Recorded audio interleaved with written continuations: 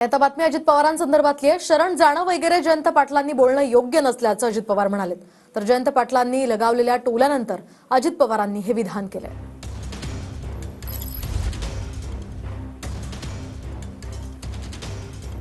45,000 कोटी रुपये म्हणजे फार आहे। पूर्वी 4,000-5,000 कोटीचं डिफिसिट असायचं। 45,000 कोटी म्हणजे ह्या मंत्रिमंडळातल्या सगळ्या मंत्र्यांना दादांना शरण गेल्याशिवाय आता पर्याय राहणार नाही। तुम्ही सगळे शरण गेला तर तुमच्या खात्याला कपात लागणार नाही।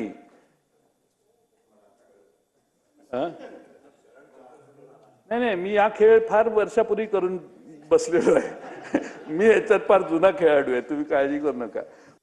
जयंतराव आता नाही आहेत, परंतु सन्माननीय सदस्य जयंतराव पाटील साहेब नेहमीच त्यांच्या स्वभावाला अनुसरून कौतुकाला एक उपरोधात्मक अशा प्रकारची झालर देण्याचा त्या ठिकाणी प्रयत्न करत असतात। सगळ्या मंत्र्यांना अजित पवारांना शरण त्या ठिकाणी गेल्याशिवाय त्यांना पर्याय नाही। मला एक कळत नाही, ते इतक्या वेळेला अर्थमंत्री होते, मग अर्थमंत्री ज्यावेळेस अर्थसंकल्प सादर करतात त्यावेळेस काही त्या बाकीच्या मंत्र्यांनी काय त्या अर्थमंत्र्यांना शरण जायचं असतं का? खरं त्यांच्यासारख्या व्यक्तीकडनं अशा प्रकारची अपेक्षा शरण जाणं किंवा इतर काही गोष्टीचा उल्लेख शब्दांचा उल्लेख करणं